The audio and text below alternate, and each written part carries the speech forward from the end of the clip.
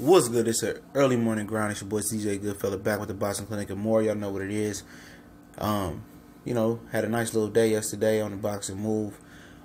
Just a heads up, Saturday will probably be, and Sunday will probably be a very, very slow day on the page. I'll try to get as many videos in as I can. It's my girl's birthday, so definitely gonna be dedicated all the time to her. Go out to dinner. Do some other things. I'm gonna try to watch the David Lemieux fight on my APK on my phone. So I definitely will try to duck off and give you that immediate reaction while I'm out, doing what I do. But some news came through the waiver wire. I like to shout out to my homie JB from Trap House Boxing, pointing your homie in the right direction. Go support Trap House Boxing. He over there doing his thing, grinding. And shout out to my boy Money Brown TV as well. He grinding. Go follow him, Money Brown, MONNIE, Brown TV. I believe that's what it is. It's a little early in the morning. And also, I'm trying to wait up for this Jeff Horn and Gary Cochran so I can deliver a nice breakdown prediction video before I turn in for the night. If you guys haven't noticed, I do work from like in the morning, from afternoon to the morning, so I'm always up pretty much and always doing something. But according to Joel Diaz, he's training Lucas Matisse for January 27th versus this Thailand fighter who who ain't really fought nobody. I think I talked about the fight already. I don't think I released the video. And they fighting for the regular WBA belt, which they were supposed to abolish because the WBA is trying to, by the next 2 or 3 years, I believe, they're trying to get only one belt per weight division. And what Matisse thinks he's fighting for a real world title, which he's not fighting for a real world title. The regular WBA is not a real world title. Super WBA is the only real world title. But if you want to call him a world titleist for winning that belt, it's watered down. I don't call him a world titleist. That's just how I rock on it. But he's taking that guy. And Joel Diaz noticed that he was training Matisse on the 27th.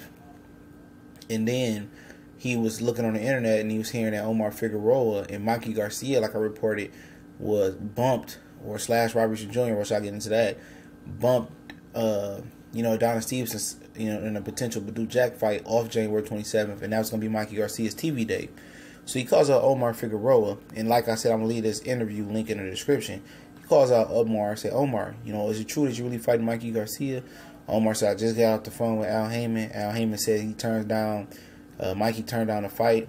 He didn't give any reasons why, but he said, I just talked to Al. Mikey turned down the fight. So it kind of pretty much worked out for Joel Diaz because there was no way he was going to be at those two fights at the same time. And he couldn't have a preference, you know what I'm saying? So he had to send an assistant cornerman. And obviously, Mikey Garcia, Omar Figueroa was the bigger fight, in my opinion. But to take a trip back in history to get off topic for 1 second, Matisse could have fought Lamont Peterson for the IBF belt. But if, they didn't fight for the IBF belt. I think they fought at 141 pounds. The reason for that was, a lot of people don't know, Matisse wanted Danny Garcia, and he wanted to maintain his mandatory status. If he would have became an alphabet champion by winning IBF, he couldn't have fought. He would, Danny Garcia wouldn't have been obligated, to fight Matisse no more because Matisse would have been a champion.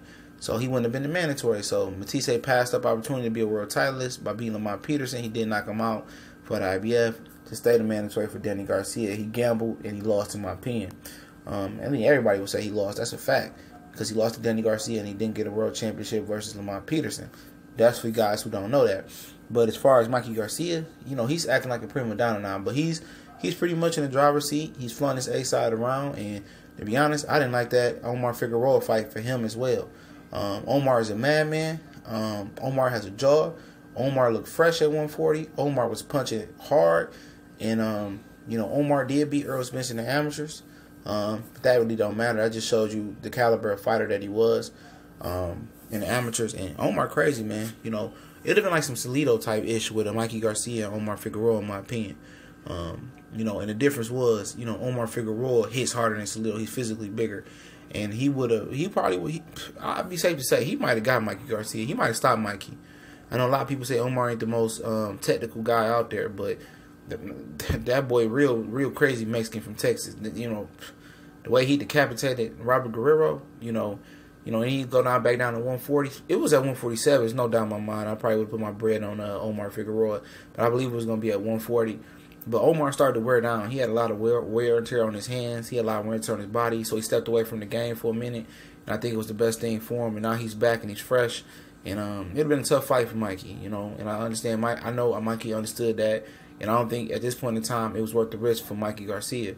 And Omar Figueroa should be in that unofficial WBC tournament instead of Jose Ramirez. Jose Ramirez is ranked 5. Amir Khan is somehow ranked number 1.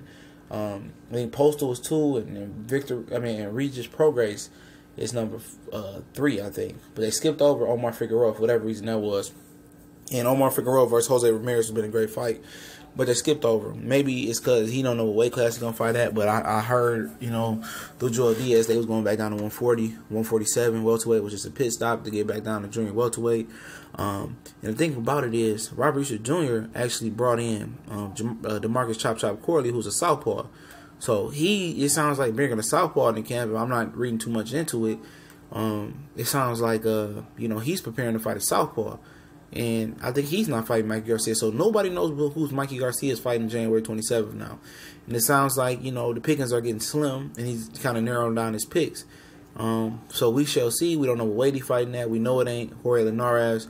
We know it won't be for Lomachenko. We know it's not Omar Figueroa. Possibly Robert Reeser Jr. I don't know why you bring a southpaw like DeMarcus Chop Chop Corley in camp.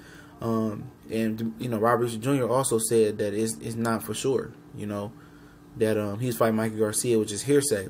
And here's the lowdown. And Omar Figueroa sounds like he come back in February, March, and it sounds like he may be fighting Adrien Broner, Joel Diaz said. You know, we thought Adrien Broner was going to fight Sergey Lipinets, but it sounds like his name being tossed around there with Omar Figueroa. And actually, Omar Figueroa was Adrien Broner's mandatory at 135, but Broner chose to move up to 140.